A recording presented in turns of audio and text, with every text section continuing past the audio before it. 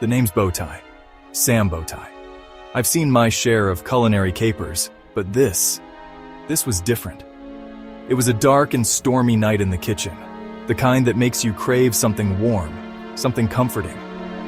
But I wasn't buying it. Comfort food? In this cruel world? Fat chance. Still, I had a job to do.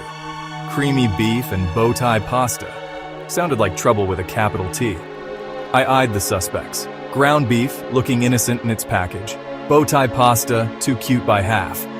The onions were the first to crack under the heat. They spilled their aromatic secrets all over the joint. The beef joined the party next. It sizzled like a stool pigeon singing to the cops. In went the sauce, creamy like a smooth alibi. But would it hold up under questioning? The pasta? It danced in the pot like it didn't have a care in the world. I wasn't fooled. Finally, it all came together in the baking dish, a conspiracy of flavors if I ever saw one. The oven worked its magic, and out came a dish that smelled like hope? Nah, couldn't be. I took a bite, ready to crack this case wide open.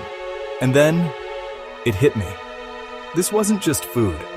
It was a warm embrace on a cold night, a reminder of the good things in life. Maybe I'd been wrong all along. Maybe comfort wasn't just a fairy tale for suckers. As I savored another bite, I realized, in a world full of mysteries, sometimes the simplest pleasures are the ones worth solving.